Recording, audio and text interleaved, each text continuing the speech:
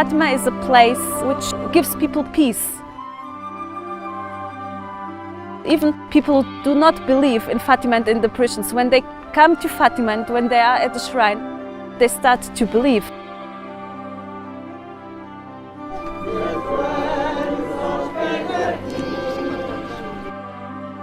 We always have in our hands the chance to change, and Fatima is a reminder, is an appeal to do that.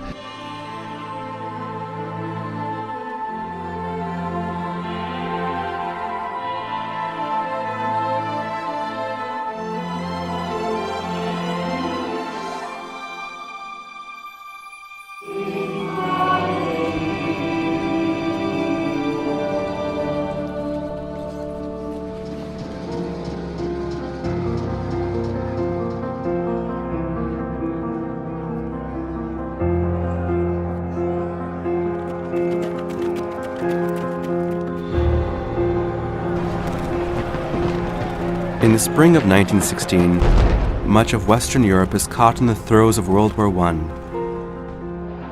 Newly developed weapons such as tanks and machine guns cause unprecedented carnage. The battlefield becomes a picture of hell on earth. It was a time of upheaval for the European theater. Like many nations, Portugal sends its young men off to join the war effort.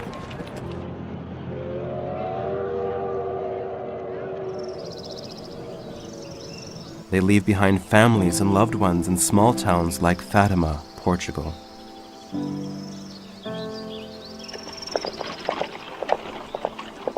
Most of the people were farmers at the time. They were more or less removed from the world. They had their cows, their chickens. They were self-sufficient. Among the villagers lived 3 young children. Lucia dos Santos and her cousins Francisco and Jacinta Marto. Lucia was the oldest of the 3 children. She was around 10 years old. Then came Francisco, after that Jacinta. Jacinta was the youngest. They were kids from a very normal family. Their parents used to work, they were hard workers. They live in that little hamlet, Aljustrel. They used to cultivate the fields in the area. And they used to come here very often with their sheep. They were poor people, humble people, simple people. They didn't understand too much in the way of the world or had too much education. But they were spiritual. They were holy. They came from families that had the faith.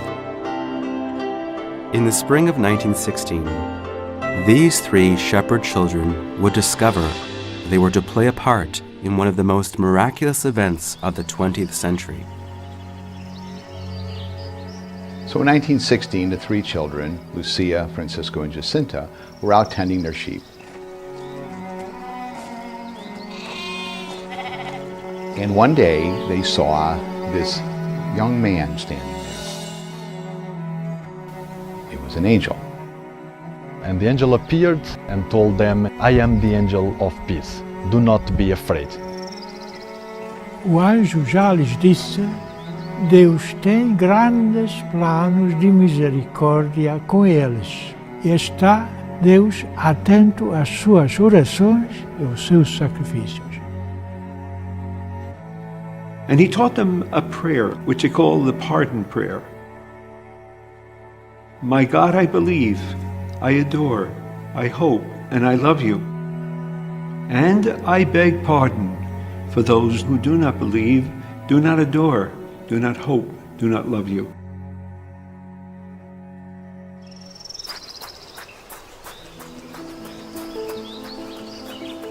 Throughout 1916, the angel appears to the children on 2 more occasions. The second time, he tells them to continue to pray. The third time, he appears with the Blessed Sacrament. He had the host in his hands, and then Below that, he held the chalice, and the host was dripping the precious blood of Jesus into that chalice. And all of a sudden, the host and chalice remained suspended in the air, and the angel came around, and he knelt down with the children. They bowed their heads to the ground, and he said, "Receive the body and blood of Christ, so outraged by the sins of men, but you make reparation for these sins and please your God." What the angel was really preparing them for was a mission of intercession that Our Lady would bring them the next year.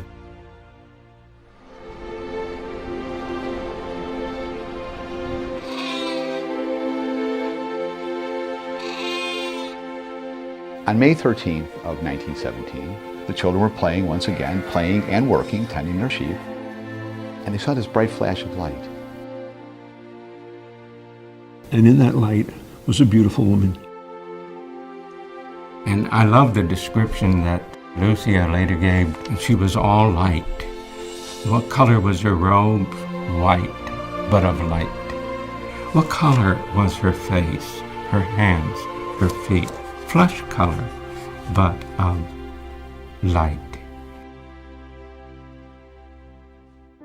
And Our Lady told them not to be afraid, said I'm from heaven, and that she wanted them to come at that place every month on the 13th. And she says, "Are you willing to offer up to God all the sacrifices, all the sufferings that He may send you as an act of reparation for the conversion of sinners?" And they said, "Yes, we are." With a child's simplicity, these formed souls right away said yes without hesitation. And Our Lady said, "Then you will have much to suffer, but I will be there with you." And after that, Our Lady said, "Pray the Rosary every day in order to obtain peace for the world and that the war may end." And then she began to ascend serenely to the east and disappeared in the infinity of space. The children initially did not want to tell anybody about this apparition of Our Lady, just as they had not said anything about the apparition of the angel before that. Perhaps maybe because they figured some people would be questioning all about it, doubting it, thinking they made up the whole story. Lucia, being the eldest, she said, well, we must not tell anybody about this.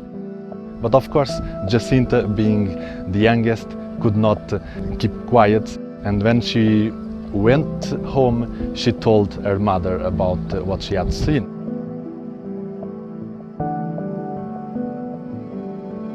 Tu dizia que era mentira. Eu lembro-me de ouvir dizer ao pai da Jacinta e do Francisco, para ela dizerem que era mentira. Diziam que podia ser o demónio a tentá-las. Lucia's mother, she didn't believe. She thought they were making up the whole story. She said, this is going to bring disgrace on us. People are going to be making fun of us and questioning the whole thing.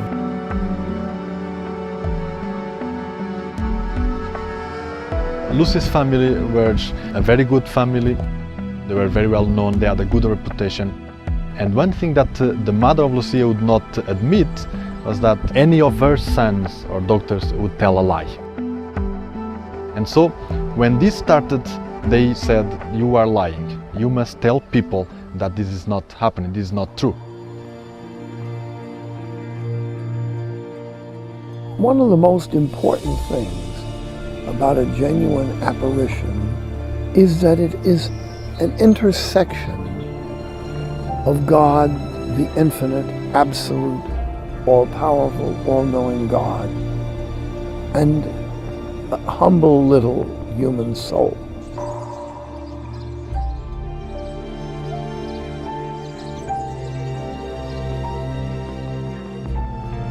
People who have a genuine encounter with God must strain, first of all, to comprehend it, to understand it to some degree, and to express it to other people.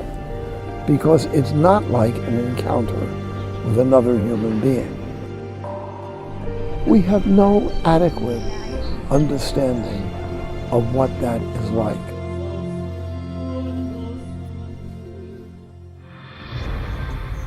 Despite the parents' skepticism, word of what has taken place in the Cova da Ira quickly begins to spread throughout Fatima. The word of mouth would be like a domino effect. One person would tell another, and another family would get a word of it, and then eventually the people were coming to the apparition site. On June 13th, as instructed, the children returned to the Cova da Ira. They were accompanied by approximately 50 people. They were coming to understand that this was bigger than them.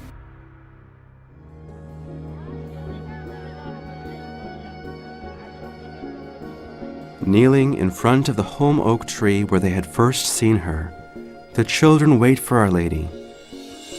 In a flash of light, she appears again, as promised. In the June apparition, the children asked her, the people want to know who you are, and secondly, they want a sign that you really are coming here. She said, in October, I will tell you who I am, and I will give you a sign that the people will not be able to doubt that I am coming here. Lucia then asks Our Lady if she and her cousins will go to heaven. And she said to them, you will. Jacinta and Francisco will come soon, but you, Lucia, will have to stay to make me known and loved. And then Our Lady said, pray, continue to pray, particularly the Rosary. The Rosary is a rose garden, a rose place. It's supposed to be a bit penitential as an act of devotion. And to this very day, it provides people, simple and complicated people, with an opportunity to step back from the noise and din of life and to place themselves in a rose garden of prayer.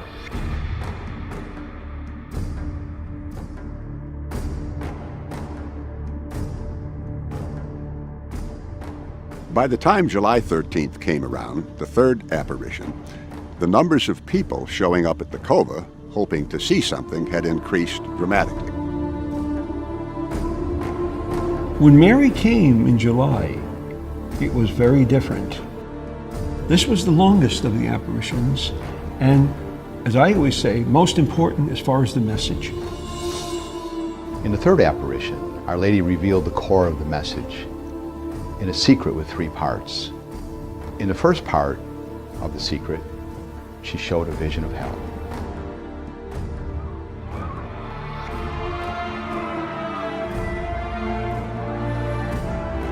Em primeiro lugar, depois de olhar para as crianças, de repente os pequenos viram no fundo da terra. Era buraco muito profundo, mar de fogo. And in that vision, they saw animal-like figures and human figures rising and falling out of the flames, and the look of despair upon their faces as they realized that they were separated from God for all eternity. What they saw was the internal desperation of the people there and the finality of their loss. They saw permanent separation from God. And Our Lady said to them, you have seen hell, where the souls of poor sinners go. Are you willing to offer your life in prayer and reparation so people will avoid this fate? This truly was the definition of why they were being given these manifestations and why these had to be brought to the world. So that was the first part of the secret. The second part, Mary brought up the question of the war.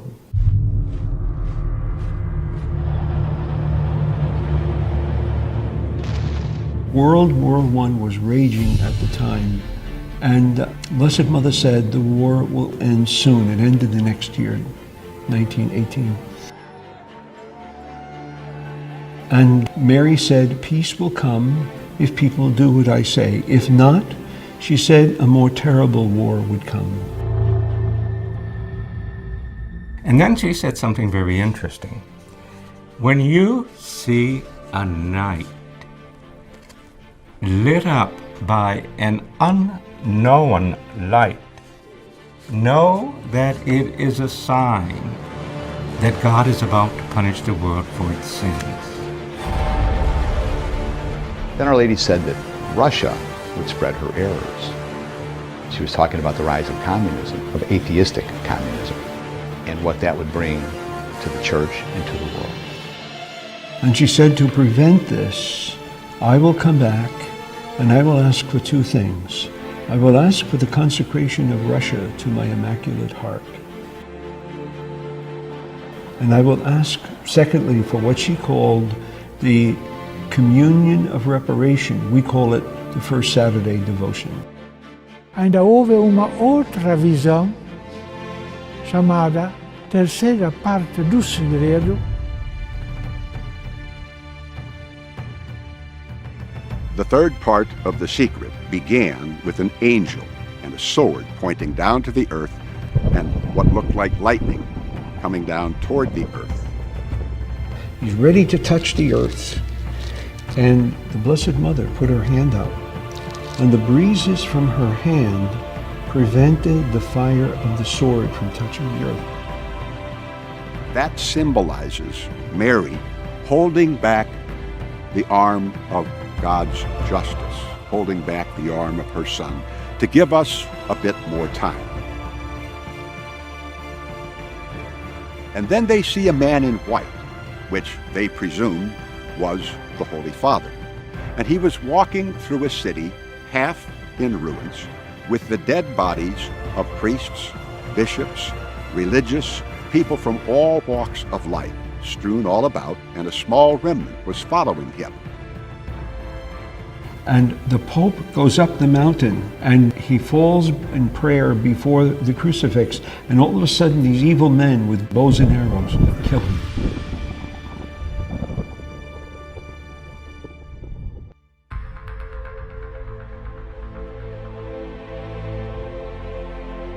At the end of the apparition, Our Lady told the children not to reveal what she had shown them to anyone. So these three things that Our Lady showed to the children became what is known today as the secret of Fatima. By August, the effects of the apparitions and the attention that now had come to the small community were bearing down strongly on the children and on their families. And the government of Portugal at that time was very anti-clerical. They were very much against what was taking place, and they didn't like what they called rumors being spread and the people going to Fatima. So when the August apparition came around, they kidnapped the children, took them to prison, and tried to get them to deny that they were seeing Our Lady. For 2 days, government officials intimidate the children, attempting to force them to reveal the secret and denounce the apparitions. Separating them from one another, they threaten to boil the children in oil if they do not admit that what they said was a lie. Medo, mostravam taxa de azeite, punham-nos à parte e diziam, olha, a Jacinta já foi frita e tu vais ser frita aqui se não disseres ao contrário. Não, mas nós vimos Nossa Senhora. Tentaram sempre que viam Nossa Senhora. They were threatened with death if they didn't give in, and they didn't. The administrators, the government, they were forced to allow them to come back into the community. That is probably the biggest thing that convinced so many of the secular people and the skeptics that this is something very real. By October, word of the apparitions and of Our Lady's promise to provide a sign for all to witness had spread throughout Portugal. On the 13th of the month, a approximately 70,000 people gather in the muddy, rain-soaked Covodaria. My grandfather told me that on that day, October 13th, he left home with a friend and walked to where now the shrine is. And when they arrived there was already a big crowd. There were 70,000 people on that day. Thousands of people were there, including many unbelievers who were also reporters from the secular newspapers in Lisbon, Portugal. At noon, as promised, Our Lady once again appears to the children. This time, she appears alongside Saint Joseph and the child Jesus. She then shows herself as Our Lady of Sorrows, and finally as Our Lady of Mount Carmel. And she told the children, I am the Lady of the Rosary. As the children watch in rapture, Lucia suddenly cries out to the people, telling them to look at the sun. The promised miracle is about to begin. Now the sun was hidden behind all these clouds. The clouds started to separate. You could see the sun. Then the sun began to pulsate like a heart beating, giving off these various colors of light. Green, orange, yellow. And the people saw themselves as green, orange, yellow in the light of the sun. And the sun began to rotate. In zigzag fortune, it appeared to leave its orbit. They thought it was going to crash into them. People felt like it was the end of the world, and they began to confess themselves. They began to feel that this was it. As pessoas todas gritaram, todas joelharam, todas pediram perdão a Nossa Senhora, para que Nossa Senhora trouxe aqui a gente, para morrermos todos. Then all of a sudden, as the sun was hurling down toward the earth, it stopped.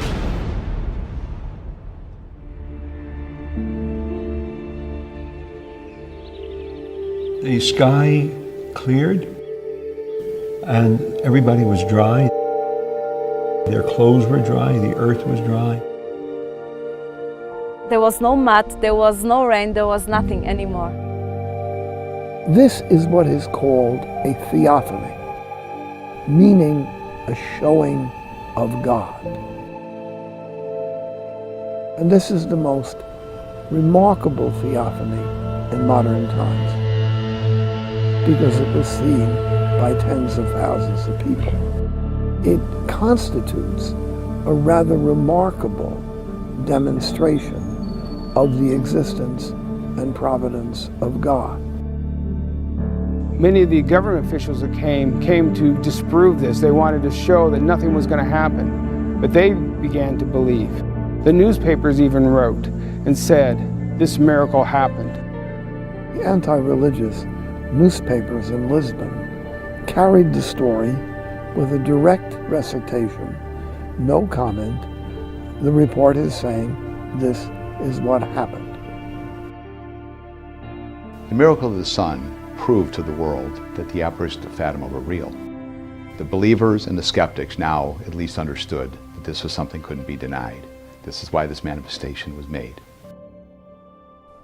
But while the miracle of the sun showed the world the truth of the apparitions, young Francisco and young Jacinto would not live long enough to see this acceptance.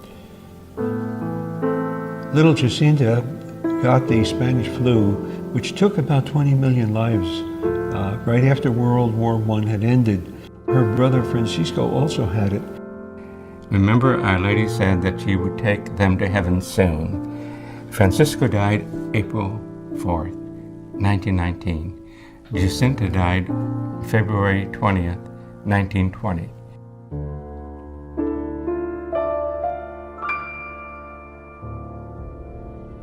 With Jacinta and Francisco gone, Lucia becomes the sole surviving visionary of Fatima. God bless her, Lucia of Fatima, to live all of her life as the witness of Fatima. Pushed and pulled and questioned over and over again. She tried to stay there in Fatima, but so many people were coming to her, they were bothering her constantly, that the bishop told her, you should go to northern Portugal where you are not known. So she did. She went up to the area around Porto. She was studying with the Sisters of St. Dorothy. During this time, Sister Lucia didn't even go by her true name. The bishop wanted her protected.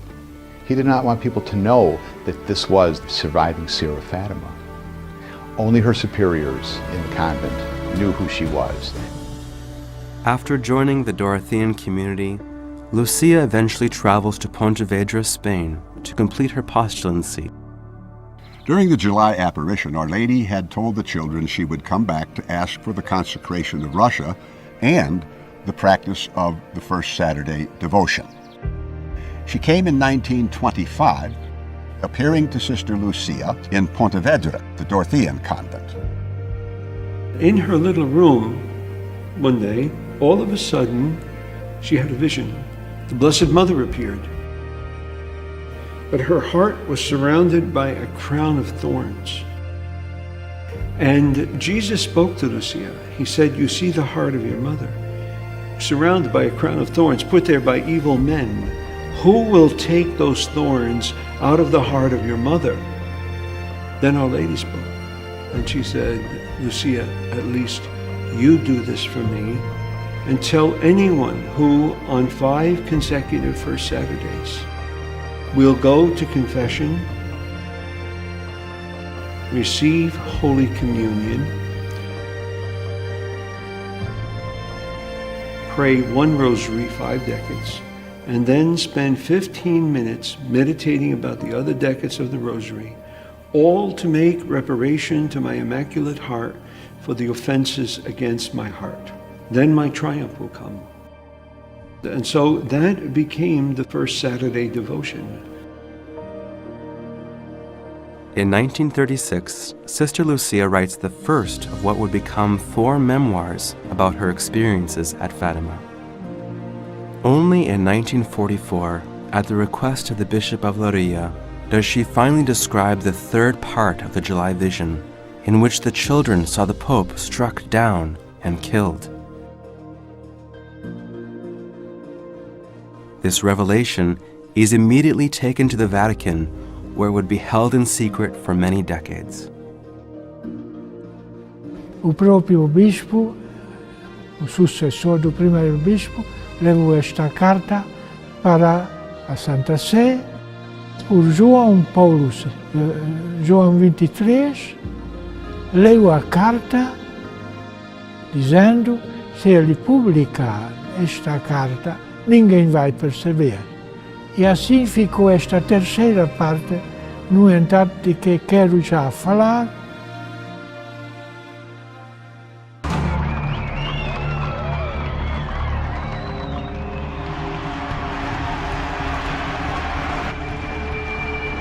By the late 1930s, the dire predictions made by Our Lady begin to come true with shocking accuracy.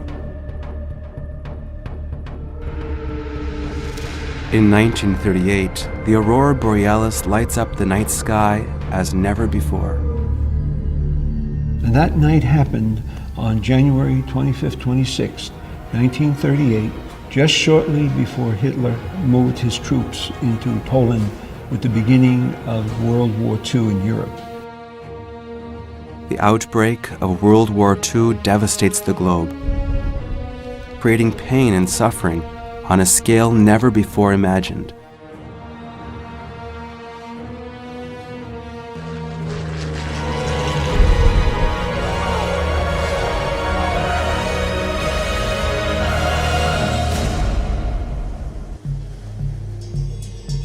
One of the revelations of Fatima, one of the statements of Our Lady was, nations could be annihilated. Now comes 1945. The atomic bomb. It seemed very real.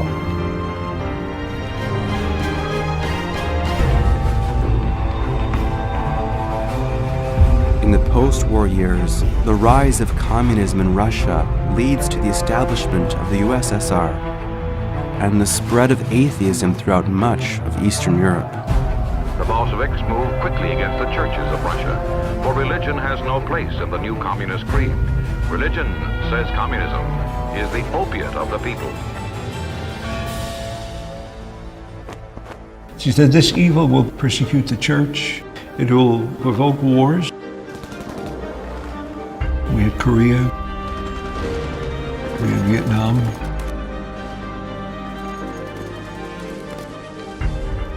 She saw this coming. She saw this happening. All this was predicted at Fatima.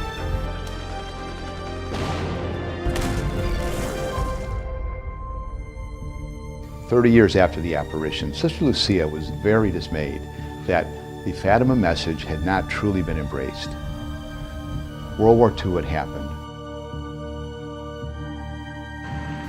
Russia had spread her errors. The Cold War had begun. The world was a mess. And she was really contemplating leaving her order to go out and spread the message of Fatima. And then she met John Hafford, our founder. John Hafford had a meeting with Sister Lucia, who was now a Carmelite sister. And he explained to her his idea for an apostolate based on a pledge.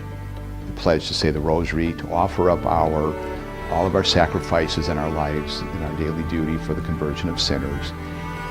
And she loved this pledge. He said, this is what is needed.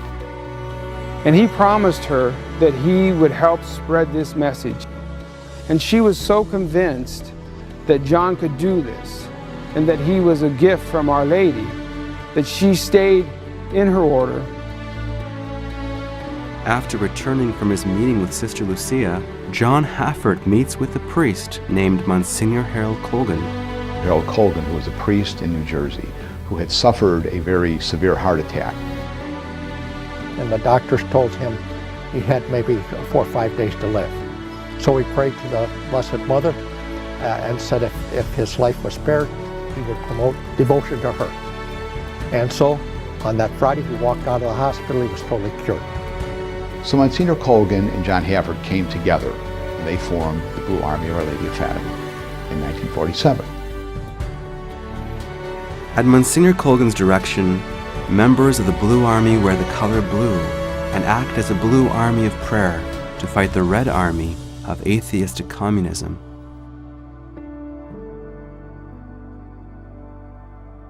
So what they did was spread these requests of Our Lady of Fatima in order to prevent the spread of communism. After the founding of the organization in 1947, things began to move rapidly.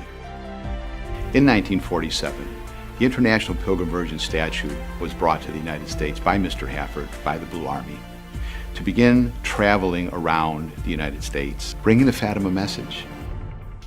In 1950, we began Soul magazine, which has now been published continuously since that time.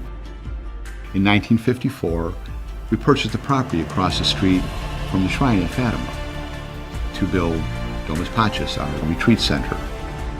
In the 80s, we purchased our own jet, the 707, the Queen of the World, which brought people to Fatima and to the other shrines of the world. This was how the Fatima message was promoted. The Fatima message is the Gospels. Our Lady asked us to return to living in accord with the Gospels, and our mission was to help people by bringing them to the holy places of the world or bringing the grace to them. I think there are certain people in life who are chosen by God or by Our Lady, and it's always been my belief that John was chosen to do this work. Wherever he was, whatever he was doing, that was foremost in his life, making known the messages of Our Lady of Fatima in the world.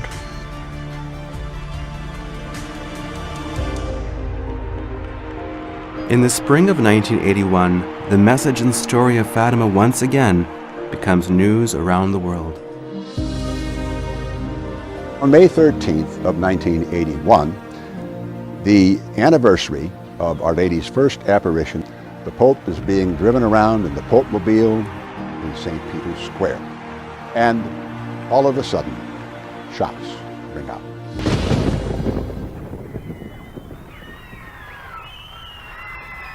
there's an attempt to kill the Pope. When John Paul II had been shot and was rushed to Gemelli Hospital, as soon as he was able, he asked for the secret of Fatima to be brought to him. He said, "Bring me the third secret," which was where the children had seen in that July apparition, the third part. They saw the Pope get shot on the hill, and he reads it, and he realized, that's me. This is about me. I should have died, he said. The hand of Our Lady of Fatima intervened. You see, the bullet was aimed right towards his heart without hitting any solid object. It misdirected, it was redirected and came out in the Pope-mobile. The doctors who tend to him attest that the saving of his life had to be nothing short of miraculous. And as it was said later, one hand guided the gun, another hand guided the bullet.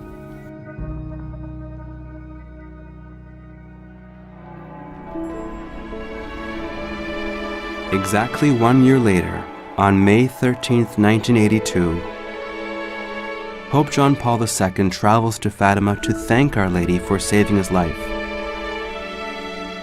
The bullet that had nearly killed him is placed in the crown that sits atop the miraculous statue.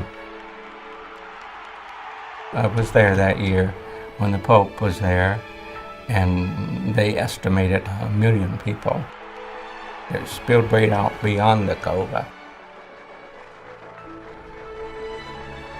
And he knelt before the spot where Our Lady appeared, just absorbed in prayer, like he was oblivious to these hundreds of thousands of people. And the thing that struck me, it was a beautiful evening at 9:30, with hundreds of thousands of people there. When he knelt before that spot where the Mother God appeared, I could not hear a sound.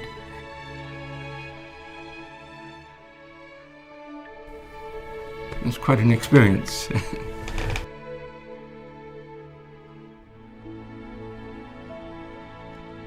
From then on, Fatima became one of the most important things for Pope John Paul. Filled with a new devotion to Our Lady of Fatima, John Paul II becomes determined to fulfill her request by consecrating Russia to the Immaculate Heart of Mary. On March 25, 1984, this consecration is finally performed.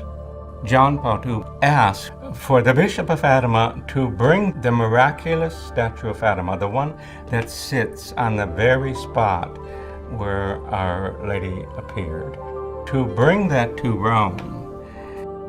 And in the presence of that statue, the image of Our Lady of Fatima, he leads the consecration, and bishops throughout the world join him in their own diocese. Depois desta consagração, fui ter com a irmã Lúcia e perguntei-lhe, finalmente este Papa agora conseguiu fazer a consagração como Nossa Senhora pediu? Ela respondeu, sim, esta consagração foi aceita pelo céu. Quando perguntei-lhe que sinal vamos ter, só me disse, olhar para o leste, lá vem a resposta. Not long after that collegial consecration was conducted, things began to change.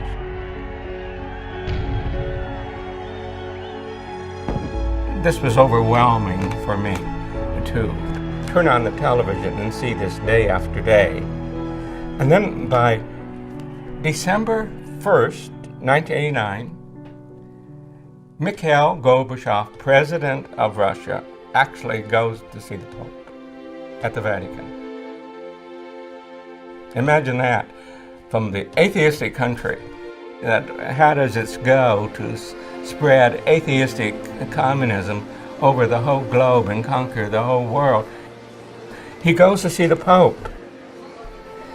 And by December 25th, 1991, the red flag was lowered over the Kremlin for the last time. You cannot look at the events in Eastern Europe without realizing that something special happened. No one ever thought that the end of the Cold War would come in a whimper. In 1992, after the collapse of the Soviet Union, there was a chance to bring Our Lady finally to enter Russia, headed by John Hafford. They descended this peace flight, entering the Red Square of Moscow, possessing Our Lady's image. Such a symbolic picture when we are used to seeing Moscow and Red Square with tanks and nuclear weapons.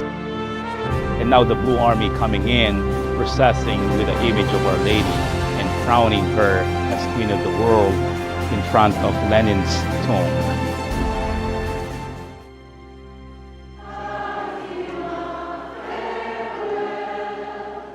Today, the Blue Army has evolved into the World Apostolate of Fatima.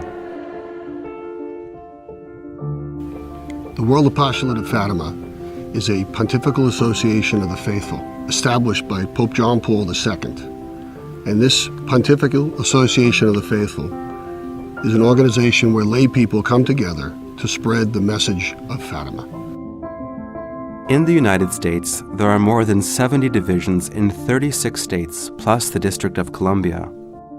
Worldwide, the organization also has a presence in every continent on the globe.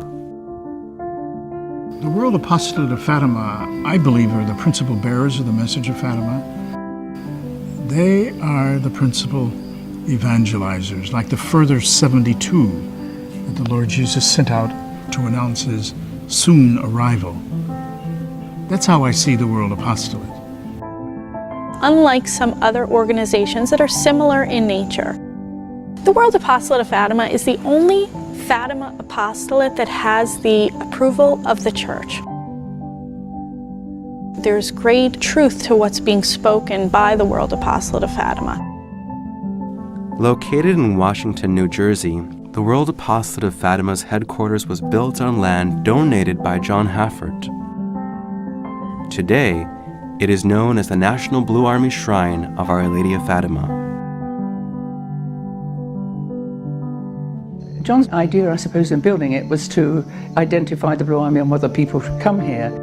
The shrine went up in 1978, and the roof is supposed to represent Our Lady's mantle over everybody. And then the statue at the top, at one time, was the largest bronze statue in the United States. Each year, on the 13th of the month from May through October, tens of thousands of people gather here to honor the Blessed Mother. Every 13th, there's such an outpouring of love. It's a joyous occasion. I met so many people that come here that they always walked away with a blessing and a grace.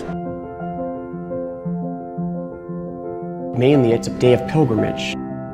So people are coming on pilgrimage to the shrine in order to give honor to Our Lady.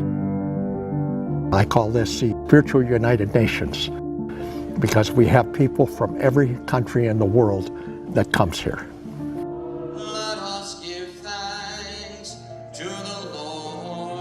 In addition to spreading Our Lady's message through events at the shrine, the World Apostolate of Fatima also continues to take her message out to the world through programs such as the 2016 to 2017 Fatima Centennial U.S. Tour for Peace with the world-famous International Pilgrim Virgin Statue. Pilgrim Virgin Statue program, which keeps moving now throughout the United States, is us bringing Fatima to the people. This statue has been traveling now from 1947 to this day, all around the world, bringing the Fatima message. The point of the statue tour is to continue the work that started all the way back in 1947. That same statue is traveling now to 100 different dioceses, spreading the message of Fatima by making a tour all around the world. It's an opportunity for people to come in, to say the Rosary, to participate in Mass, to go to confession. In some cases, learn the Rosary and to learn the message of Fatima. What does it mean? What does it mean to me today? And how can I live better knowing what our Mother has asked us to do?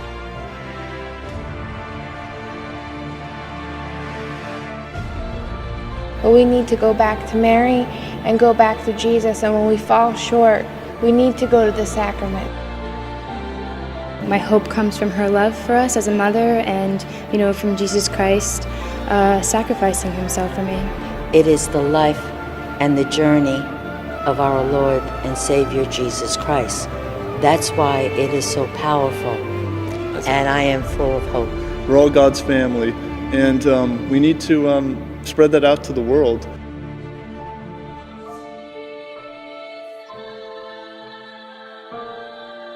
To me, it's amazing how Our Lady still works in the hearts of men. People keep on asking me, what kind of miracles have you seen so far? I tell them so many times, it's the heretic's change of heart. It's the sinner's conversion by means of Our Lady's intercession and prayer. I think, to me, that's the most important miracle, that Our Lady is doing her job in leading us to Jesus. Whenever we bring Our Lady's statue from diocese to diocese, the one thing that I've always noticed is that people from all ethnic backgrounds come, and there's one common thing: Mama Mary. And so Mary brings us closer to Jesus. To know and love Mary is to know Jesus. Like a great mother, she is always trying to lead her children to the true understanding of peace, wisdom, and love. That's what the Blessed Mother promotes in all of her sayings and all of her messages. She simply wants us to come home. In the midst of the struggles of life, to feel that somebody who represents God is praying for you. I think that that's a very beautiful thing.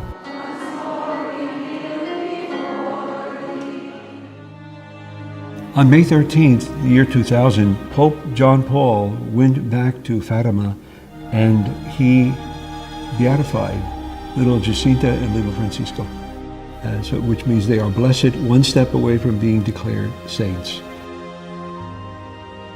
In fulfillment of the mission given to her by Our Lady, Lucia continued to spread devotion to the Immaculate Heart of Mary until her death at age 97. In 2005, Sister Lucia passed away.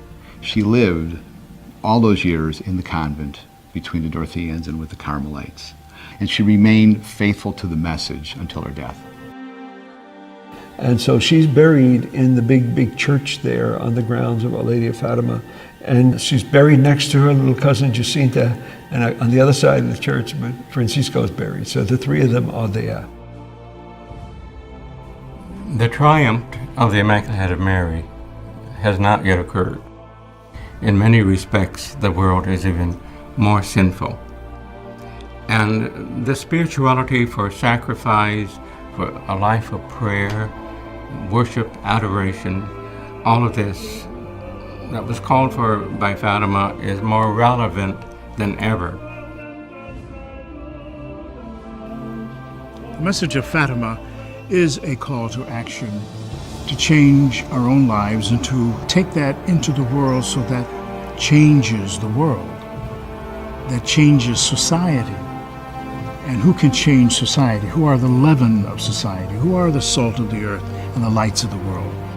Ordinary Christians who have heard the urgency of that message from the Mother and are doing it. The message of Fatima is a message of inclusion. Peace has no religion. Peace is for everybody. And be it a Muslim or a Jew or a Catholic, we must promote it and develop it in our families, within ourselves, in the world. So I think this is a project for humankind who must get on the right track and get closer to God and transform this world into a better world. Pope John Paul II, Saint Pope John Paul II once said, "This is a message more relevant today than it was in 1917. Pope Benedict in 2010 said we would be mistaken to believe that Fatima's prophetic message is complete. And Pope Francis has been a great supporter of Fatima since the day he consecrated his papacy to Our Lady of Fatima. This is for today. It's for the future. You see, Our Lady gave us a prescription for life. And Fatima is a prescription for life. And so the call is for the young people, because they're the ones who can change our world. They're the ones who, through their prayer, through their love of God, through their devotion to knowing that Mother Mary is their mother, they can help build the world that God promised us. Because God didn't send Our Lady to say that we're doomed, that there's going to be war and destruction, and that souls are going to fall into hell. No, she came to say, yes, these things can happen. But if we pray and we offer up reparation for the sacrifices of our daily lives, there doesn't have to be war. There doesn't have to be famine. And that souls can be saved and go to heaven. The closer we are to God, there is love and serenity. The farther we get away from God, there is chaos and hatred. This is both on earth and in eternity. This is what Fatima is all about, to bring people to move themselves closer and closer to living in accord with the Gospels and becoming closer and closer to God. And so the message of Fatima is important today because we're not going to solve our problems with guns, with legislation. It's going to be solved because people are going to turn back to God. Just look around us and see God's calling us.